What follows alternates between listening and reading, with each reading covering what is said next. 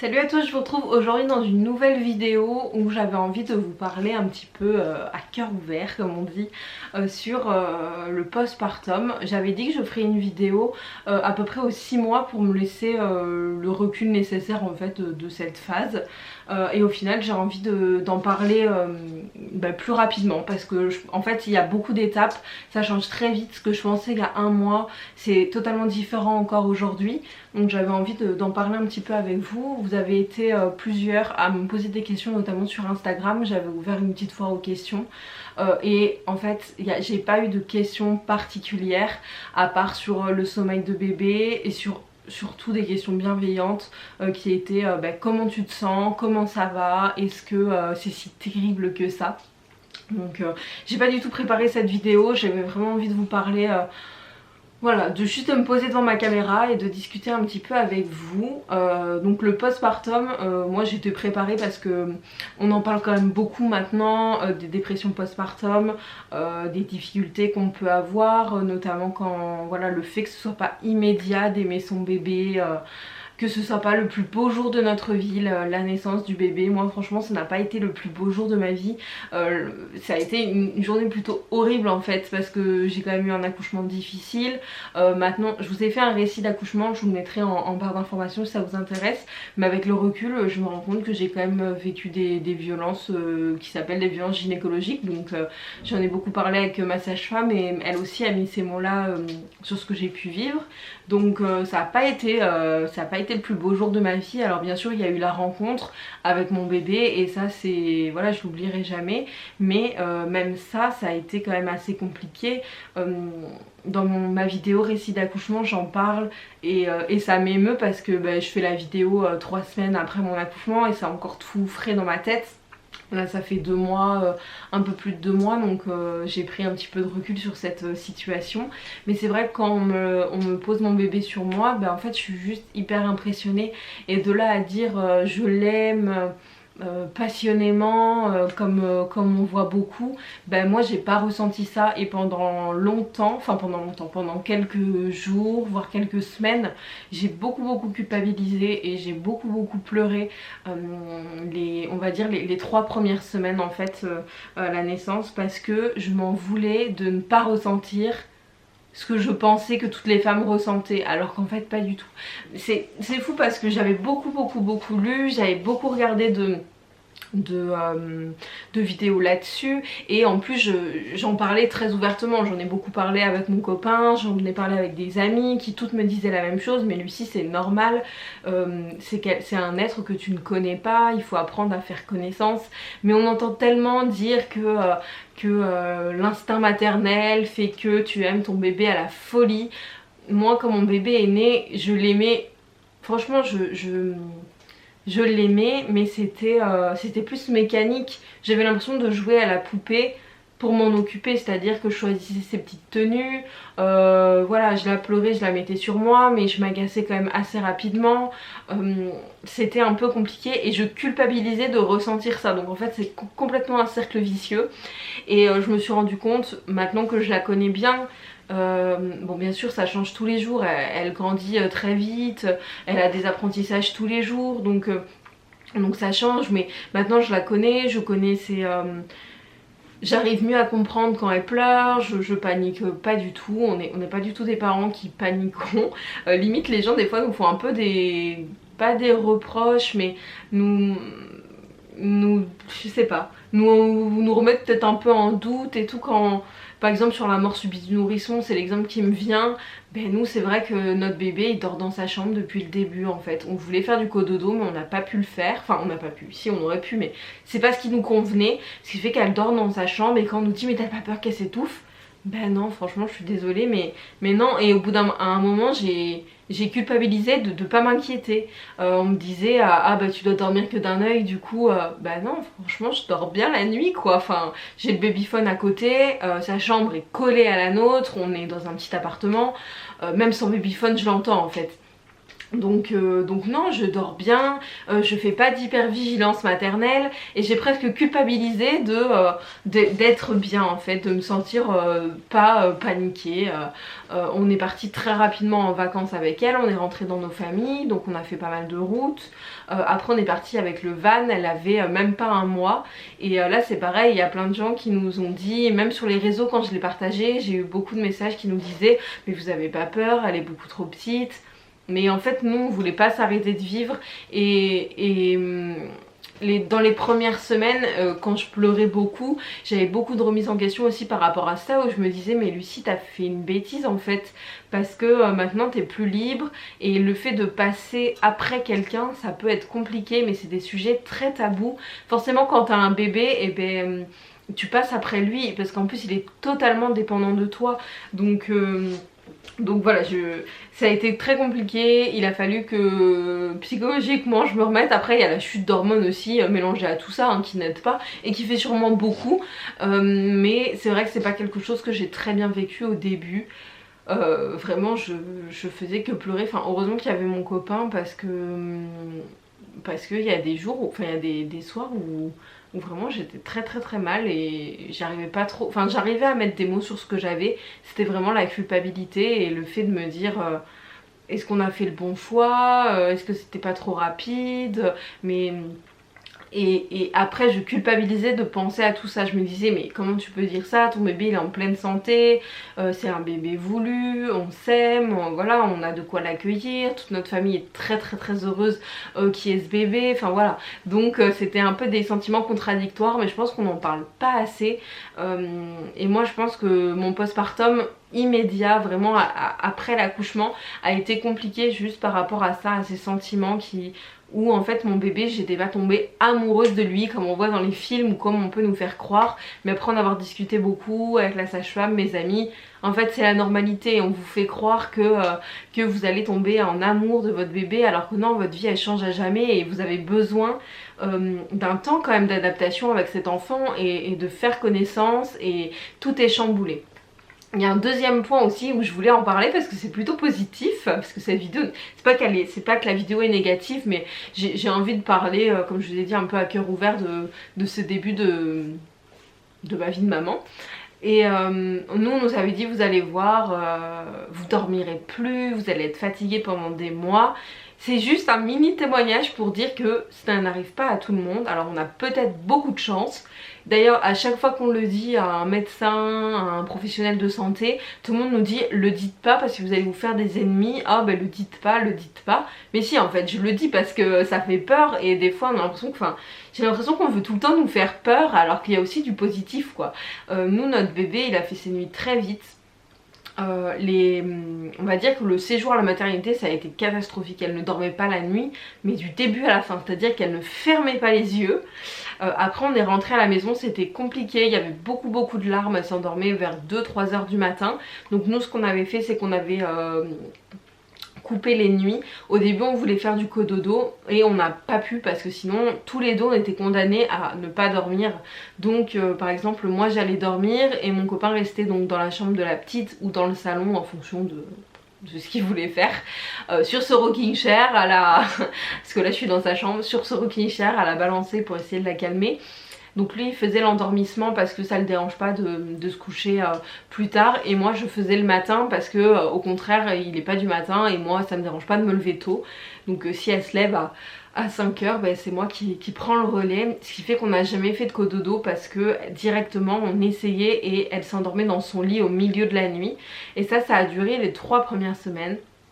Et arrivé à peu près 3 semaines, 1 mois on va dire, elle a commencé à dormir de minuit à 6 heures ou de minuit à 7 heures. C'est quand même beaucoup pour un bébé qui est si petit. Moi j'ai lu que les bébés pouvaient acquérir le fait de ne plus manger la nuit qu'à partir de 3 mois. Après c'est une moyenne hein, bien sûr, on est vraiment l'exemple du fait que chez nous ça se passe pas comme ça.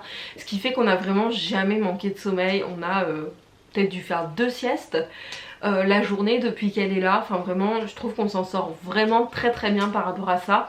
Donc on vous fait peur en disant vous allez plus dormir. C'est pas une fatalité, c'est pas obligatoire. Alors forcément Oui, les premiers jours ça a été difficile, mais pour l'instant on a de la chance et ça va de mieux en mieux. Donc pendant longtemps elle a fait minuit 7h et là depuis 2-3 semaines, là elle a 2 mois. Enfin oui, elle a 2 mois et 1 semaine.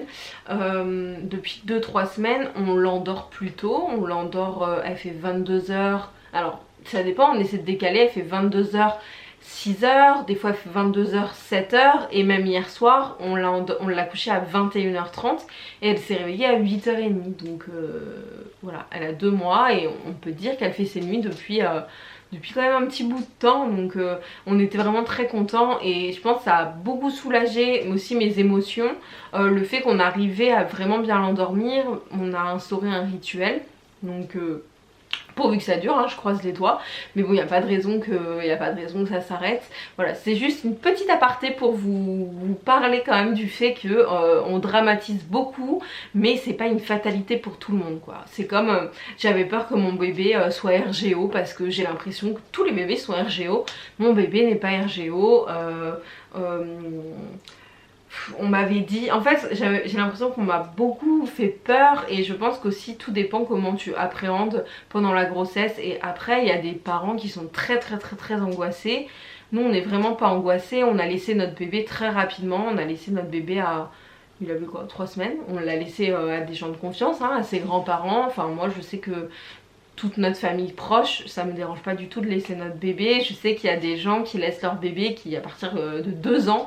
Nous on est allé sur un resto, on est allé sur un ciné, non pas un ciné, un concert. Enfin voilà, on essaie de faire des choses parce que vraiment on en a besoin. Et surtout quand j'étais très mal, quand j'étais mal et que ça commençait un petit peu à aller mieux, le fait de me dire que si j'avais quand même encore ma place de femme avec mon copain et pas juste de maman, c'est ça vraiment qui je pense m'a aidé à remonter un petit peu la pente. Et puis le fait que les hormones je pense se stabilisent un petit peu au bout d'un moment, hein, forcément.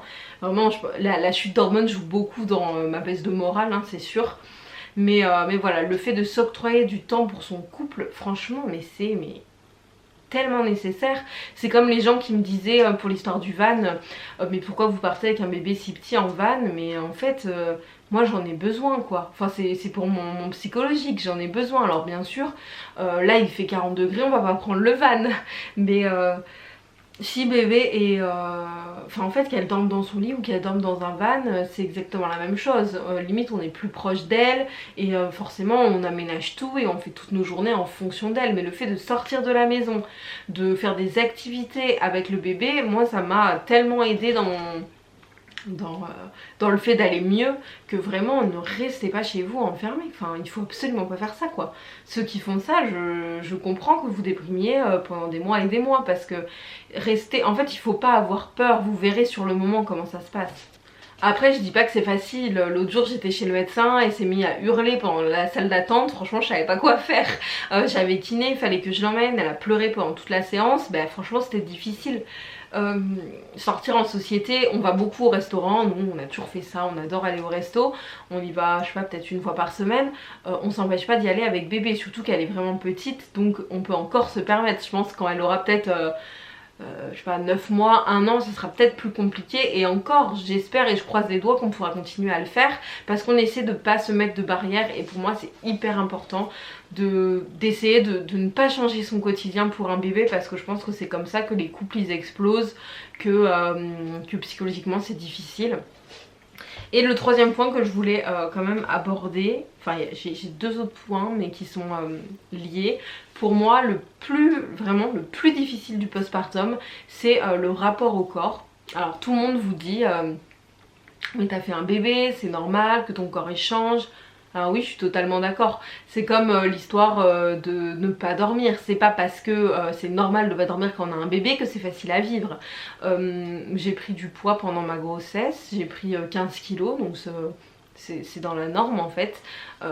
Mais c'est difficile, j'ai vraiment des marques sur mon corps, j'ai beaucoup de vergetures que j'ai eu assez rapidement dans la grossesse et qui se sont vraiment accentuées au dernier mois de ma grossesse. Et franchement c'est pas facile à vivre.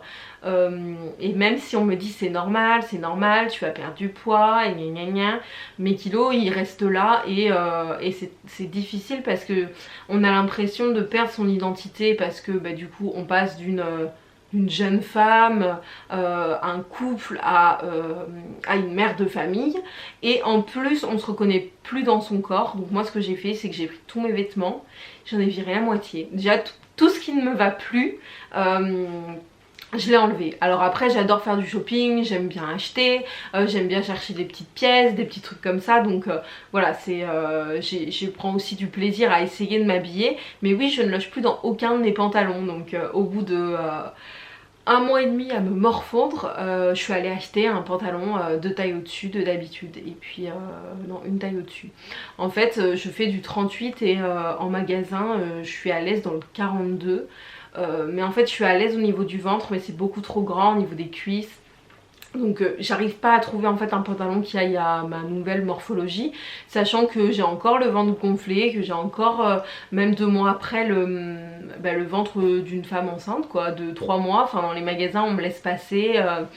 Enfin voilà, c'est aussi difficile psychologiquement de se dire que les gens pensent que t'es encore enceinte malgré que t'es une poussette avec un nouveau-né. Je me dis que les gens ne réfléchissent pas trop des fois. Mais voilà, je vous parle vraiment comme je parlerais à des copines, parce que je pense que c'est des choses dont on parle pas assez.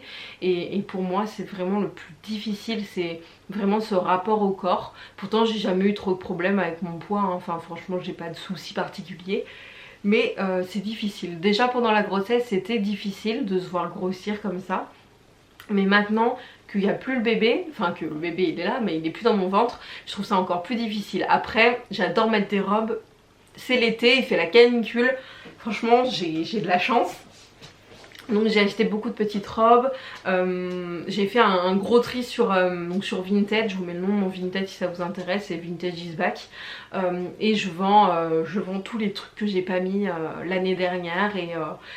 Et voilà, j'ai pas envie d'avoir... En fait ça me faisait déprimer d'avoir une armoire remplie de choses que je ne peux pas mettre, ou que je rentre dedans mais je suis pas à l'aise, je me sens pas jolie. Donc que je ne veux plus mettre. Du coup j'ai tout viré. Franchement mon armoire de t-shirt blues elle a diminué de plus de la moitié tellement j'ai enlevé de choses. Mais au moins voilà, il n'y a plus de superflu, et au fur et à mesure je rachète un petit peu. Donc il y en a qui me disent, parce que c'est aussi un sujet pour moi, que avec la reprise du sport je vais pouvoir perdre du poids. Malheureusement je rentrerai pas dans les détails, mais mon postpartum moi il est aussi rythmé par le fait que j'ai eu une complication par rapport au point que j'avais eu suite à ma déchirure pendant l'accouchement. Donc je ne peux pas reprendre le sport avant je ne sais pas trop quand, au moins septembre, peut-être octobre, le temps que je fasse ma rééducation du périnée. Pour l'instant je ne peux pas la faire, donc il y a aussi ça. Franchement j'ai jamais été aussi motivée à faire du sport. Je comptais m'inscrire à des cours de Krav Maga en septembre. J'espère que je pourrai quand même le faire malgré que j'ai pas fait ma rééducation. Donc je vais voir, mais c'est vrai que je peux pas reprendre le sport comme toutes les femmes, enfin comme beaucoup de femmes qui au bout d'1 mois et demi, 2 mois reprennent. Moi je peux pas faire ça, je peux pas porter de charge lourde, je peux pas faire de sport. Du coup j'arrive pas à maigrir, je suis bloquée en fait à un stade. J'essaie de manger mieux, on mange beaucoup de salade aussi parce qu'il fait super chaud, mais je perds pas de poids et je sais que j'ai besoin de faire du sport, sauf que je ne peux pas, donc psychologiquement ça ne m'aide pas non plus. Donc voilà, vraiment pour moi le plus difficile ça a été le rapport au corps. Même si je sais que c'est normal que mon corps ne soit plus pareil, que j'ai des vergetures, que ça va s'atténuer, que je vais perdre du poids au fur et à mesure, qu'on a mis 9 mois pour avoir un bébé, qu'on aura 9 mois pour que le corps s'en remette. C'est des choses que je sais, mais entre le savoir et l'accepter c'est différent. Et vraiment le dernier point que je voulais aborder, c'est le fait de rester à la maison un petit peu isolée. C'est un cercle vicieux, c'est compliqué. C'est pour ça que j'ai besoin aussi le week-end qu'on parte avec le van, qu'on fasse des choses en famille, parce que moi rester à la maison toute la journée, déjà j'ai jamais aimé rester à la maison. J'ai pas beaucoup d'occupation. Si j'ai la couture, mais en ce moment je délaisse pas mal la couture, j'ai pas trop d'idées, je sais pas, je suis dans une phase où j'ai pas très envie de coudre, donc voilà, j'ai pas la couture. J'ai fait des albums photos, donc ça m'occupe pas mal, et j'ai aussi créé un compte Instagram où je mets les petites tenues de mon bébé tous les jours. Donc je vous mets le lien quelque part. C'est Il était un look, il y a le lien en barre d'infos, puis je vous le note quelque part. Tous les jours je poste un petit réel de quelques secondes de sa tenue, et ça c'est vrai que ça m'occupe beaucoup. Moi l'habiller, trouver des petites pièces sur Vinted, tout ça, enfin vous voyez passer mais où le bébé, je pense, c'est vraiment quelque chose qui m'occupe et qui me fait plaisir. Mais rester enfermée à la maison, enfin il y a des gens qui adorent ça je pense, hein, mais voilà, moi j'habite dans un petit appartement sur Toulouse, je connais peu de personnes, et c'est vrai que la solitude, je pense, n'aide pas mon côté psychologique. Donc j'essaie de m'occuper, de faire des choses, je tourne les vidéos, je fais quand même des choses, mais j'ai l'impression que c'est jamais assez. Donc j'ai hâte de reprendre le travail. Alors je suis très contente de passer du temps avec mon bébé, mais c'est juste que c'est très égoïste, mais il faut en parler quoi, c'est pas tabou. Mais le premier biberon, j'adore le donner, celui du matin, voilà, c'est mon petit moment. Le deuxième biberon ça me gêne pas, le troisième ça me gêne pas. Par contre les autres, je trouve que ça fait beaucoup. J'ai l'impression que je ne fais que donner le biberon, que la changer. Mais mes journées sont rythmées, j'essaie de l'endormir, et pour l'instant j'ai pas énormément d'interaction avec elle, bien que maintenant qu'elle me sourit ça change beaucoup. Mais franchement les femmes qui allaitent, mais vous êtes tellement fortes quoi. Enfin moi psychologiquement j'aurais jamais pu allaiter. Je me sens tellement, elle est tellement dépendante de moi que des fois ça me fait peur quoi. Donc je me dis celle qui allait, c'est pire quoi, parce que là si jamais j'en ai marre, mon copain quand il rentre du travail, je lui mets dans les bras et puis je m'en vais, je vais faire un magasin, je vais marcher, je sais pas. Quand vous allaitez vous pouvez pas tellement faire ça en fait. Même j'ai beaucoup de rendez-vous médicaux, j'y vais sans mon bébé parce que c'est plus simple. Quand vous allaitez vous pouvez pas, et ça complique tout, c'est une organisation différente. Donc franchement chapeau à celle qui allait. Moi je trouve ça très dur, et je pense que j'aurais pas réussi. C'était pas une envie que j'avais, mais je pense que peut-être parce que je suis dans cette optique et que depuis le début c'était pas un souhait que j'avais, mais voilà, je pense que c'est pas il faut en parler et se dire que oui on aime notre bébé. Je serai sûrement la première à pleurer quand on va la mettre chez la nounou parce que j'aurai moins de temps avec elle et que ce sera difficile, mais c'est vrai qu'on n'est pas obligé de se sentir complètement épanoui tous les jours, tout ça parce qu'on reste avec notre bébé toute la journée. Non, moi il y a des journées où je me dis mais j'ai rien fait de ma journée en fait. Je suis restée sur le canapé à lui donner le biberon, à regarder la télé, il fait 35 degrés dehors, même 40 degrés demain, donc on peut pas la sortir hein, forcément.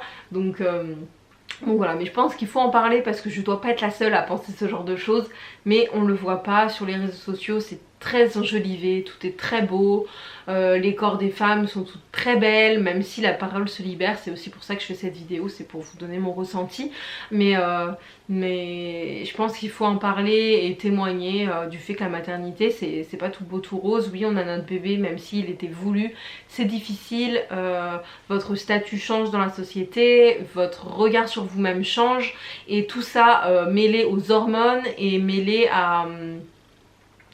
aux injonctions de la société en fait, parce que quand vous êtes maman vous devez juste être la plus heureuse du monde et puis c'est tout.